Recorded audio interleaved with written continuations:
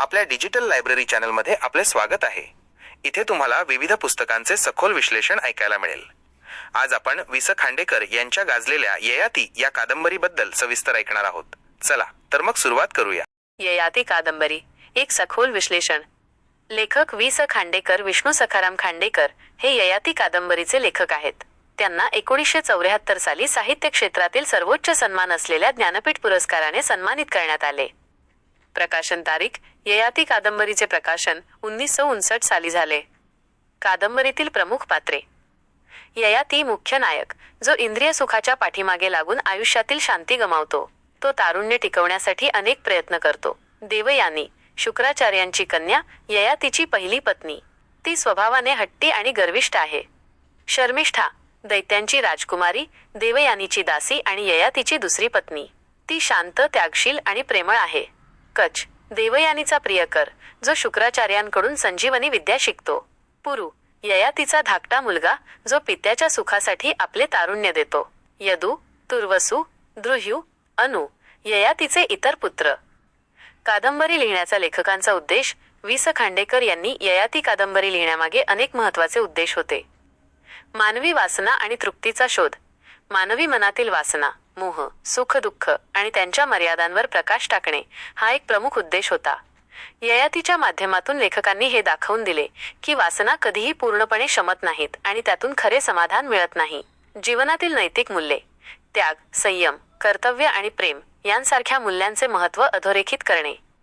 पुरुच्या त्यागातून हे मूल्य विशेषत्वाने समोर येते। पौराणिक कथेचे आधुनिक अर्थांकन। महाभारतातील ययातीच्या कथेचा आधार घेऊन तिला आधुनिक संदर्भात मानवी जीवनातील नैतिक पेचप्रसंग, संबंधांतील गुंतागुंत आणि आत्मशोधाचे पैलू दर्शवणे। सुख म्हणजे काय यावर चिंतन। खरे सुख कशात आहे, शारीरिक उपभोगात की आत्मिक समाधानात?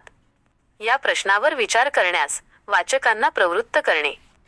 कादंबरीतील महत्त्वाचे 10 मुद्दे। 1. वासनेची अतृप्ती, ययातीची तारुण्याची लालसा आणि त्यातून येणारी निराशा हे कादंबरीचे मुख्य सूत्र आहे। 2. कर्तव्य आणि त्याग, पुरुने पित्यासाठी केलेले तारुण्याचे दान हा कादंबरीतील अत्यंत महत्त्वाचा आणि भावुक प्रसंग आहे। 3. संबंधांतील गुंतागुंत, देवयानी, ययाती, शर्मिष्ठा यांच्यातील प्रेमत्रिकोण आणि त्यातून निर्माण होणारे संघर्ष हे मानवी नातेसंबंधांचे सखोल विश्लेषण आहे। 4. सौंदर्य आणि आकर्षण, शारीरिक सौंदर्य क्षणभंगूर असते आणि खरे सौंदर्य आत्म्यात असते हे कादंबरीतून दिसते। 5. वृद्धावस्था आणि शहाणपण, ययातीच्या उतारवयात त्याला प्राप्त होणारे शहाणपण आणि जीवनातील अनुभवाचे सार हे महत्त्वाचे आहे। 6.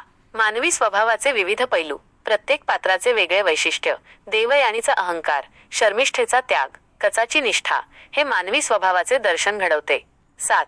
कर्मफलाचे तत्वज्ञान, वाईट कर्मांची फळे भोगावी लागतात आणि चांगले कर्म शेवटी फळ देतात हे या कादंबरीतून सूचित होते।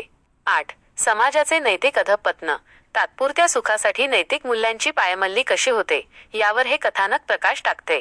9. आत्मशोधाचा प्रवास, ययातीच्या जीवनातील प्रत्येक टप्पा हा त्याच्या आत्मशोधाचाच एक भाग असतो। 10.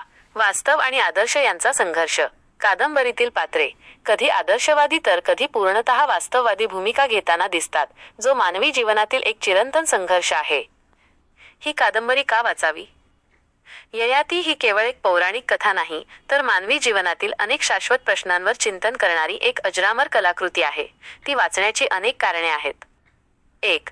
मानवी स्वभावाचे सखोल विश्लेषण, ही कादंबरी मानवी वासना, मोह, अहंकार, त्याग आणि प्रेम यांसारख्या भावनांचे अत्यंत प्रभावी आणि सखोल विश्लेषण करते।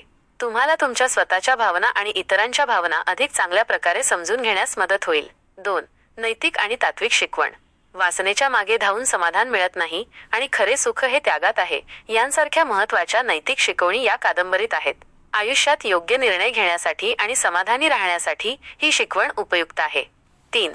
काळाच्या कसोटीवर उतरलेली कलाकृती, ययातीला ज्ञानपीठ पुरस्कार मिळाला आहे, यावरूनच तिचे साहित्यिक मूल्य सिद्ध होते। तिची भाषाशैली, पात्रचित्रण आणि कथानकातील पकड आजही वाचकाला खिळवून ठेवते। 4.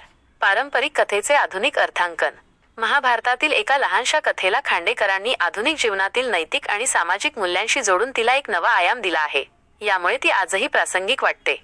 5. मराठी साहित्याचा अभिमान, मराठी साहित्यातील एक महत्त्वाचा ठेवा म्हणून ही कादंबरी वाचणे आवश्यक आहे।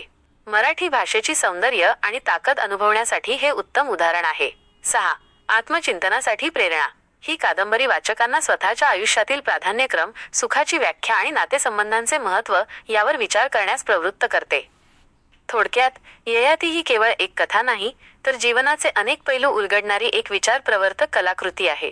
ती तुम्हाला मानवी मनाची गुंतागुंत आणि जीवनातील खऱ्या समाधानाची दिशा दाखवेल. तुम्हाला याबद्दल आणखी काही जाणून घ्यायचे आहे का? आमच्या डिजिटल लायब्ररी चॅनलला लाईक आणि सबस्क्राईब करा. नवीन व्हिडिओ आणि अपडेटसाठी बेल आयकॉन दाबायला विसरू नका.